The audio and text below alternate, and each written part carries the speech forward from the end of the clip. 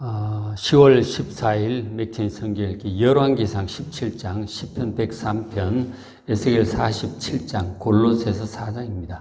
오늘 새벽에는 골로새서 4장 말씀 우리 함께 보고 기도하겠습니다.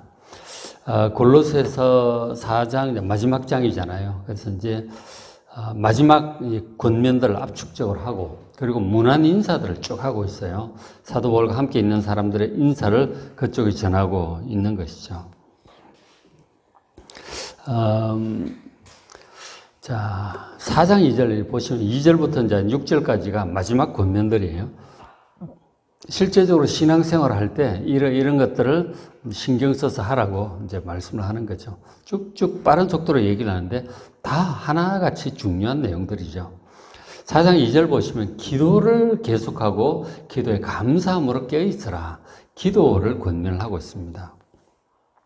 기도를 해야 되는데 표현하기를 기도를 계속하라고 얘기를 하고 있죠. 그죠? 계속하라. 그 앞에 데살로니가전서에 보면은 항상 기도하라 그렇게 얘기를 하고 기도를 계속하라고 그렇게 권면을 합니다. 우리가 음식은 이제 하루에 3번 이렇게 먹잖아요. 3끼를 먹고 이러는데 기도는 계속하라, 항상 하라고 그래요. 그래서 표현하기를 성경을 읽는 것은 음식을 먹는 것과 같고 기도는 호흡과도 같다. 항상 해야 될 것이다. 하나님과 대화를 하는 거잖아요. 그죠? 어려운 일이 있을 때 말씀을 드리기도 하고 여쭈어보기도 하고 하나님과 대화를 하는 거예요. 그러니까 항상 하는 거예요. 뭐 설거지하면서 할 수도 있고 음식을 하면서 할 수, 길을 걸어가면서 할 수가 있는 것이죠. 항상 이렇게 기도를 하는 거예요. 그리고 이제 기도를 할 때 기도에 감사함으로 깨어있어라 이렇게 표현을 해요. 기도의 그 기본 마음이 보통은 이제 어떠냐면은 염려 때문에 많이 해요. 이런 일이 염려가 되어서 막 하나님께 기도를 하는 거죠. 근데 그런 것이 아니고 기도의 마음바탕에 이렇게 염려로 하는 것이 아니고 감사함으로 하라고 하는 거예요. 전능하신 하나님께서 우리를 사랑하시고 늘 함께 하시고 인도하시기 때문에 이런 다 잘 이끌어가고 계세요. 하나님 믿고 감사함으로 이제 하는 거죠. 염려로 하는 것이 아니고 다 알아서 잘 인도해 주신다니까요. 그럼 믿어야 돼요. 하나님 믿고 이제 믿지만 또 기도를 하라고 하시니까 또 말씀도 드리고 하는 거예요. 그렇지만 믿기 때문에 평안한 마음으로 감사한 마음으로 그런 마음으로 기도를 하는 거지 염려 때문에 불안해서 두려워서 그렇게 이제 보통은 시작을 하지만 믿음으로 감사함으로 기도하시기 바랍니다. 그 믿음이 있는 사람의 기도죠.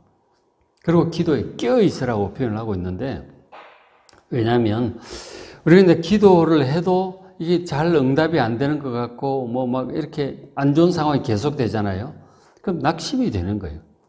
그러면 기도가 중단이 된단 말이에요. 그렇게 하지 않도록 항상 기도에 깨어있어요. 낙심하지 말고 포기하지 말고 항상 계속 주님과 동행하면서 늘 이제 대화를 하는 거죠. 그렇게 기도를 하라고 권면을 하고 있어요. 짧은 문장이지만 다 있죠, 그죠? 기도를 계속하고 기도에 감사함으로 깨어있는 여러분 되시길 바랍니다. 그 다음에 이제 또 기도를 중보기도 부탁을 해요. 3절에 또한 우리를 위하여 기도하되 사도 바울 일행이죠. 복음 전하는 사역자들을 위해서 기도하라고 권면하고 있습니다. 그래서 하나님이 전도할 문을 열어주셔서 그리스도의 비밀을 이렇게 담대히 말할 수 있도록 지금은 감옥에 갇혀 있고 뭐 한데 어쨌든 계속 하고 있죠. 계속 복음을 전할 수 기회가 닿는 대로 항상 복음을 전하려고 하죠. 그리스도의 비밀을 담대히 말할 수 있도록 기도하라. 저도 지금 앞에 서서 그리스도의 비밀에 대해서 얘기를 하고 있는 거예요. 전도자들을 위해서, 목사님, 설교자들을 위해서 항상 이제 기도를 해야 돼요. 사역자들을 위해서 기도를 해야 되는 거죠. 교사들을 위해서, 사역자들을 위해서 여러분 항상 기도해 주시길 바랍니다.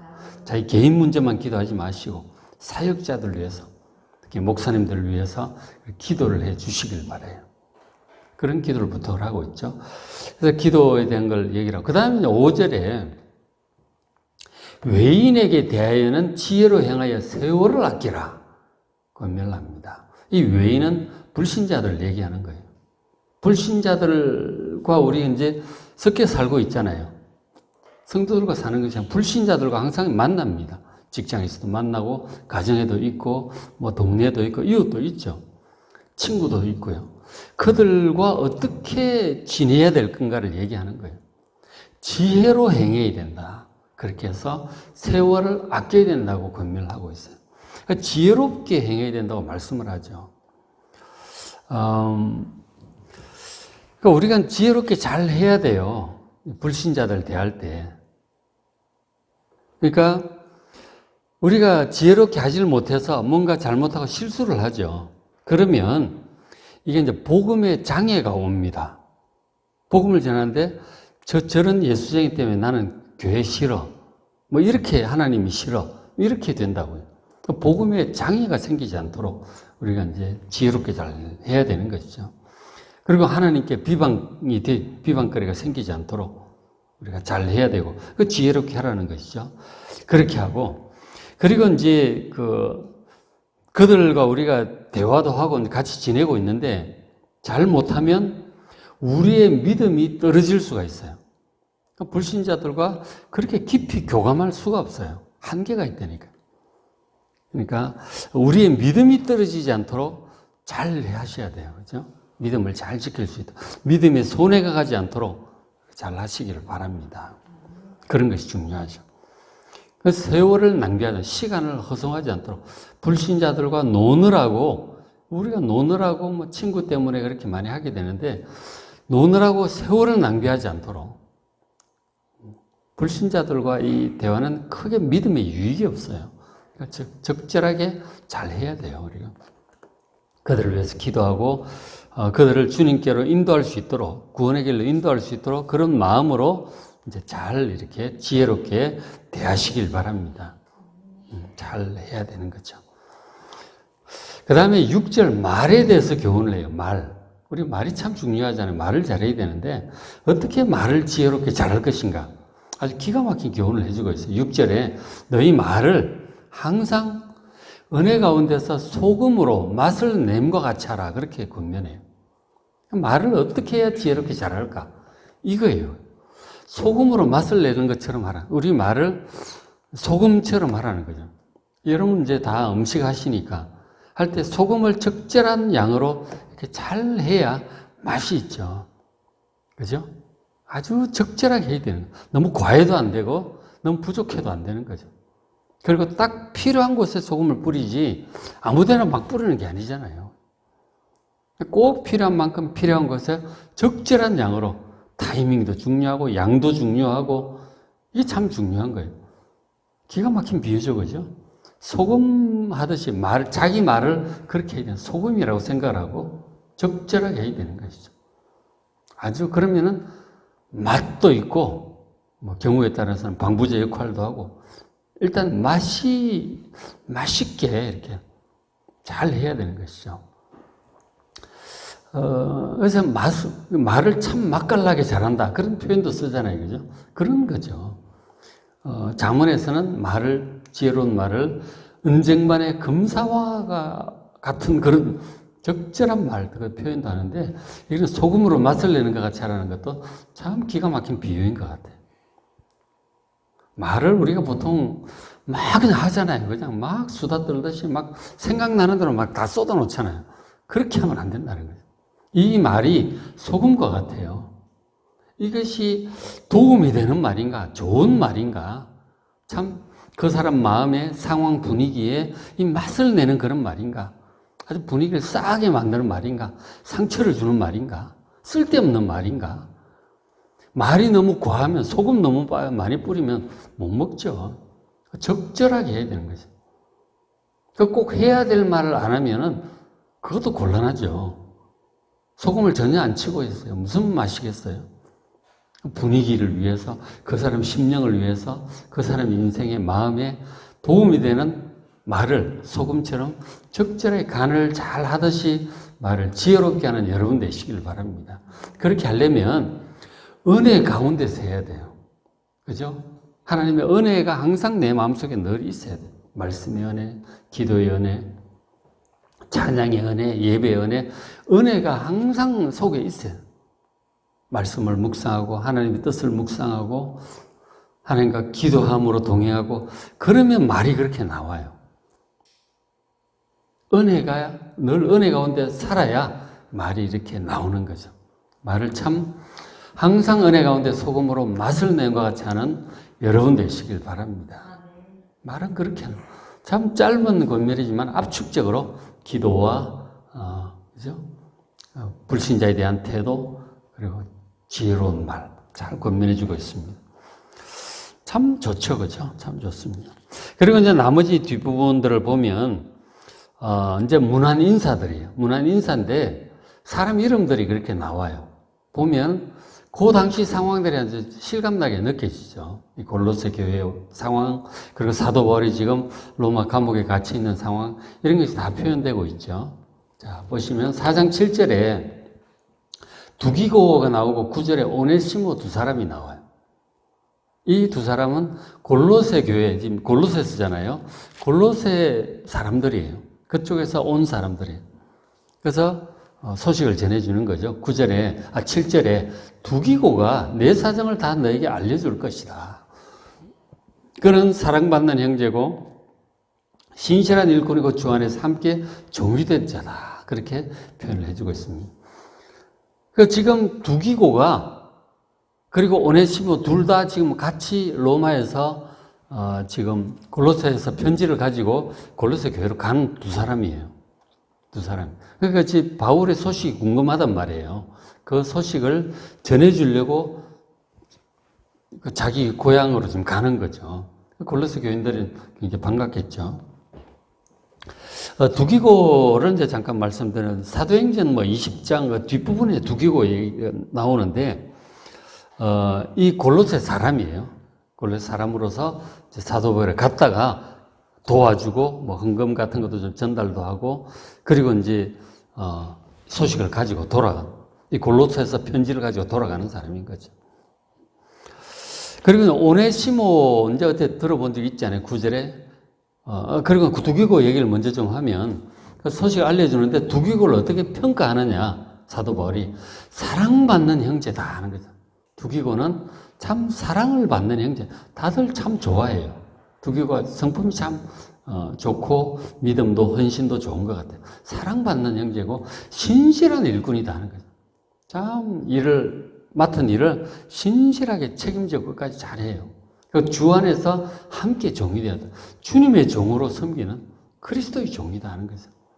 참 좋은 사람이죠. 신실한 좋은 그리스도인이에요. 그렇게 이제 사도 바울이 평가를 해주는 거죠. 참 좋은 사람이다. 그 다음에 이제 9절에 신실하고 사랑을 받는 형제를 오네시모를 보낸다고 하는데, 오네시모가 그리스도인 형제라는 그런 뜻이죠. 오네시모는 빌레몬서에 나와요. 빌레몬서에 오네시모 얘기가 나오는데, 그러니까 이 오네시모는 이 골로새 교인으로서 빌레몬이라고 하는 사람의 종이었어요. 빌레몬의 종이었는데 이 사람이 도망을 간 거죠. 도망간 노예예요. 빌레몬의 노예인 이 오네시모. 갔다가 붙잡혀가지고 로마 감옥에서 사도 바울을 만난 거죠. 거기서 바울을 만나서 예수를 믿고 아주 거듭난 사람이에요. 그리고 이제 사도 바울을 섬기고 돕기도 하고, 그리고 이제 같이 복음도 전하고 사도 바울 사역을 돕는 신실한 사람이 된 거죠. 노예가 그렇게 사도 바울을 만나서 변화가 된 거죠. 그러니까 바울을 만나면 참 이렇게 구원받고 변화되고 그렇게 된 거죠. 참 영향력이 있는 사람이었죠. 그래서 이제 빌레몬서 1장에 보면은 오네시모를 표현하기를 갇힌 중에서 낳은 아들이다. 내가 다시 내가 돌려보내는데 잘 이렇게 형제로 받아주라고 권면을 그렇게 하는 내용이 있어요. 그래서 이 두 사람이 두기고와 오네시모 두 사람이 자기 고향인 골로새로 바울의 편지와 소식을 가지고 이제 가는 거죠. 오네시모의 평판하기를 9절에 신실하고 사랑을 받는 형제다 그렇게 얘기를 해요. 참 오네시모도 신실한 사람이다. 그리고 역시 참 사람들이 다 좋아하는 사랑을 받는 형제라고 두기고 오네시모 둘 다 참 평판이 좋죠. 그죠? 사도 바울이 좋게 생각을 하는 거예요. 보내놓으니 그는 너희에게서 온 사람이라. 골로새 교인이라는 얘기죠. 그들이 여기 일을, 로마 감옥과 이 로마의 일을 다 너에게 알려줄 것이라고 얘기를 해주고 있습니다. 그렇죠? 그렇게 하고. 그 다음에 이제 그 10절에 보시면, 10절에 나와 함께 갇힌 아리스다고, 그리고 바나바의 생질 마가, 11절에 유스도라는 예수, 세 사람도 내게 문안한다 하고 표현을 해요. 이 아리스타고 얘기는, 아리스타고도 이제 사도행전 뒷부분에 나와요. 뭐 20장, 27장 나오는데, 원래 데살로니가 사람이었어요. 데살로니카에 거주하는 유대인이에요. 이 세 사람 다 할레파라고 하는데 다 유대인이에요. 세 사람 다 유대인이고, 그 데살로니카에 살던 유대인인데, 사도 바울과 함께 에베소에 전도하다가 소요를 겪고요. 막 난리가 났잖아요. 은장색 있잖아요. 그 이제 우상 만들어 팔던 사람. 그 난리 때문에 결국은 에베소를 떠나게 되는데, 그때 함께 이제 아리스타고도 함께 있었어요. 그래서 함께 여행도 하고, 결국 이제 로마로 갈 때도 함께 가요. 이 아리스타고가. 사도행전 후반부 이름이 종종 나와요. 그런 사람이고. 그 다음에 바나바의 생질 마가는 바나바의 생질 조카죠. 그죠? 마가가 사도행전 13장에도 나오는데 1차 선교 여행 때 바나바, 바울, 그리고 마가가 수종자로 함께 갔어요. 갔다가 중간에 1차 전도 여행 때 힘들다고 중간에 돌아가 버려요. 마가가. 그래서 사도 바울이 굉장히 마가에 대해 실망을 하죠. 2차 전도 안 가려고 하다가 돌아간 사람은 함께 못 간다. 또 언제 마음 바뀔 줄 아냐. 그것 때문에 바울과 바나가 엄청 싸우게 되죠. 다투게 되고 결국은 갈라져서 따로따로 이제 선교를 하게 되는 한 바나바의 생질 그 마가예요. 바울이 이제 실망을 했었는데, 근데 나중에 다시 사람이 또 이제 신실하게 변화가 되죠. 그래서 사도 베드로전서에 보면 사도 베드로의 빚으로도 이렇게 수종자로도 이제 마가가 섬겼고, 그리고 사도 바울의 빚으로도 나중에 또 섬깁니다. 디모데후서에 보면은 마가를 굉장히 또 좋게 얘기를 해요. 디모데후서는 바울의 마지막 편지죠. 그때 이제 함께 했던 것을 보게 되죠. 초기에 그랬지만 나중에 다시 신실하게 끝까지 잘 했던 걸 봐요. 이 마가가 마가복음을 썼을 것이다. 이제 학자들은 그렇게 봅니다. 이 마가가 사도 베드로의 빚으로서, 수종자로서 베드로와 함께 다니면서 많은 이제 설교를 듣고 그리고 정리를 한 거죠. 최초의 복음서가 마가복음일 것이다. 거의 베드로 복음이라고 볼 수 있는 거죠. 그 마가가 지금 그 바울과 함께 있는 거죠. 로마에, 그죠? 함께 있는 거예요. 그럼 11제로 유스도로 하는 예수, 유스도 원래 이름이 예수예요. 예수라는 이름이 이제 흔한 거죠. 여호수아라고 하는 이름하고 똑같은 거거든요. 구원자라는 뜻인데. 어쨌든 예수인데, 예수는 예수인데, 로마식 이름, 유스도라고 하는 이름도 갖고 있어요. 그리고 주님으로 섬기는 예수 그리스도와 구분하기 위해서 저렇게 얘기를 하는 거죠. 유스도라고 하는 그 예수가 있어요. 이 사람들도 지금 바울과 함께 로마에 있는 것이죠. 그 소식은 무난한다. 이 세 사람을 얘기할 그들은 할레파다. 바로 이제 유대인이라는 얘기죠. 그렇지만 유대인으로서 예수를 믿은 유대인 그리스도인들이. 자, 이들만은 하나님의 나라를 위해서 함께 역사하는 자들이다. 바울과 함께 하나님의 나라를 위한 사역에 헌신하는 사람들. 이런 사람들은 나의 위로가 되었느니라. 사도 바울에게 큰 위로가 된 사람들이었어요. 이 소식도 전해주는 것이고. 그 다음에 또 12절 보면 에바브라 얘기를 하고 있습니다. 이 에바브라가 골로새 교회의 목회자인 것이죠. 에바브라가. 그러니까 그 앞에 골로새서 1장에 보면 너희가 사랑하는 에바브라에게서 배웠다. 그런 얘기가 나와요. 그죠? 1장 7절에 읽어드리면 이와 같이 우리와 함께 종된 사랑하는 에바브라에게 너희가 배웠나니 그는 너희를 위한 그리스도의 신실한 일꾼이요 성령 안에서 너희 사랑을 우리에게 알린 자다. 그렇죠? 그 에바브라예요.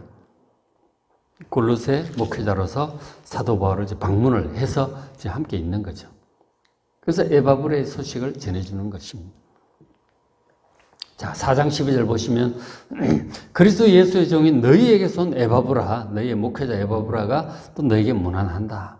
지금 아직 에바브라는 지금 로마에 있는 거고, 지금 이제 두기고하고 누구였어요? 그 두기고하고 오네시모를 지금 이제 편지를 줘서 보낸 거죠.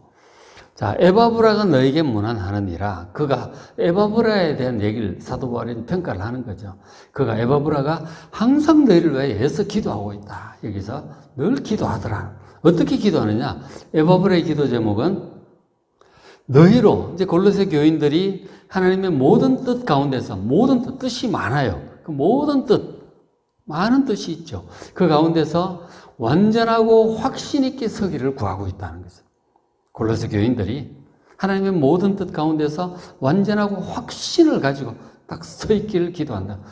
믿었다가 안 믿었다가 흔들흔들하고 의심하고 헌신했다가 세상으로 갔다가 왔다 갔다 하지 않고 하나님의 모든 뜻 가운데 완전하고 확신 있게 서도록 이런 기도를 이제 성도들을 위해서 우리가 해야 되는 것이죠. 서로 가족들을 위해서도 이렇게 기도를 해야 돼요. 자녀들을 위해서. 13절 그가 이 에바브라가 너희와 잘 보세요. 너희 골로새 교인들이죠. 그리고 라오디게아에 있는 자들, 라오디게아 교인들이고 라오디게아는 그 세 도시다 또 근처에 있는 도시들이에요.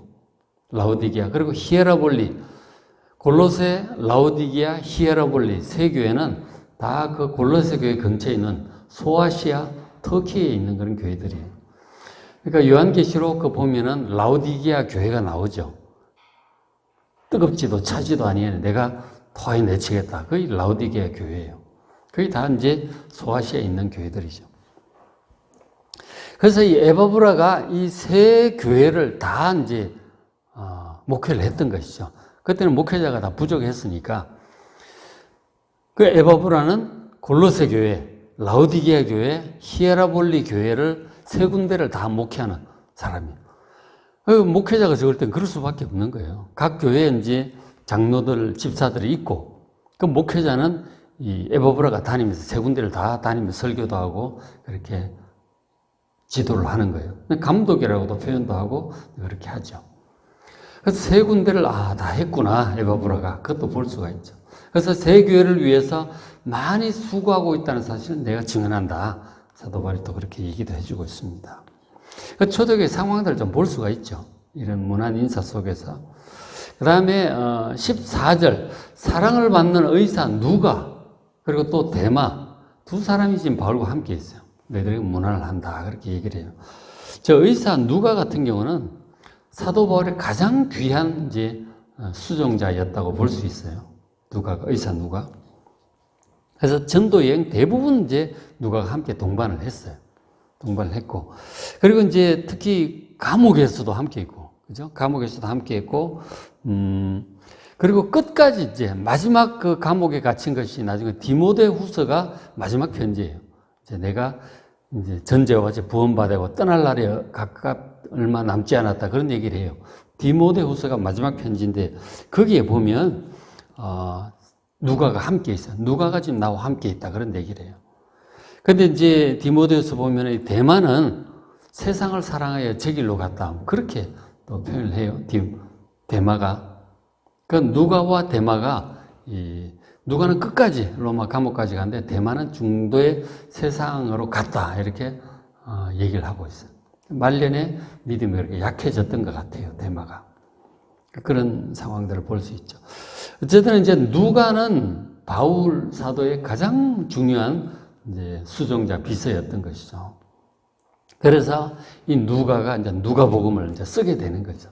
역사가적인 안목을 가지고 있고 의사고 굉장히 똑똑한 사람인 것이죠. 그래서 누가복음을 쓰는데 누가복음이 이제 역사학적으로 가장 가치가 있어요. 그 연대를 추정할 수 있는 예수님의 탄생 연대를 알 수 있는 그런 어느 황제 몇 년 이런 식으로 기록을 해놨거든요. 그것 때문에 예수님의 탄생 연도를 우리가 알 수 있는 것이죠. 그러니까 누가가 굉장히 중요한 그 복음, 누가복음서도 남기게 되죠. 그 누가복음도 쓰고 그리고 후편으로 쓴 것이 사도행전이에요.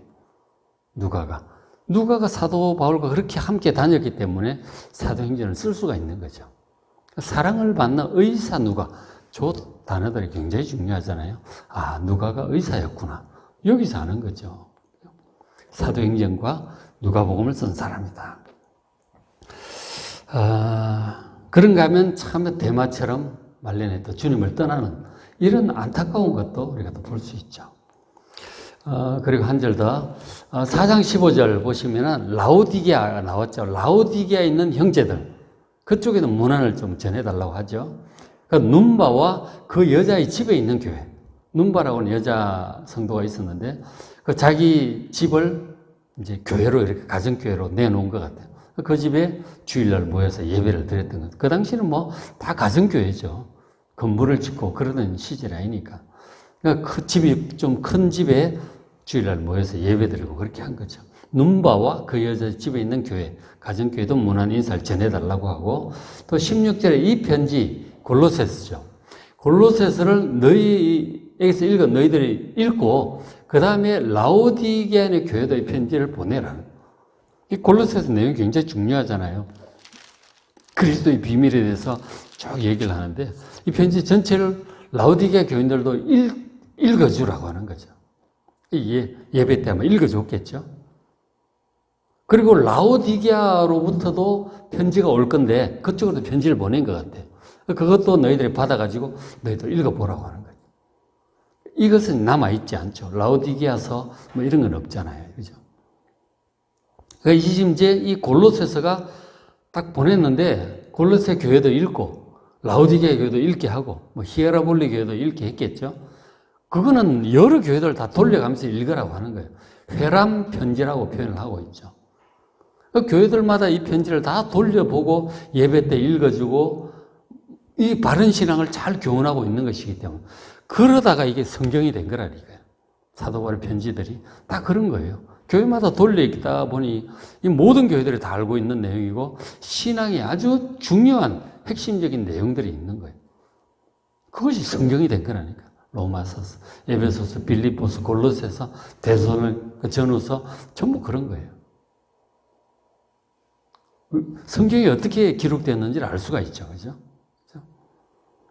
그래서 이런 말씀들을 통해서 읽으면서 1세기 신앙도 좀 보기도 하고 그 내용, 마지막 권면들 있잖아요. 기도, 뭐 전도, 말, 외인에 대해서 중요한 교훈들 말씀을 보면서 마음에 잘 담아두고 묵상하시고 말씀대로 살아가는 여러분 되시기를 주의 이름으로 축복합니다.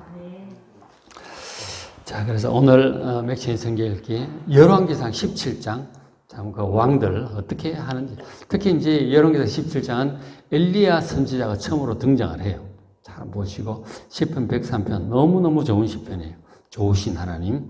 에스겔 47장 성전에서 흘러나오는 생수 그 장이에요. 골로새 4장 잘 보시고 은혜 많이 받으시기 바랍니다.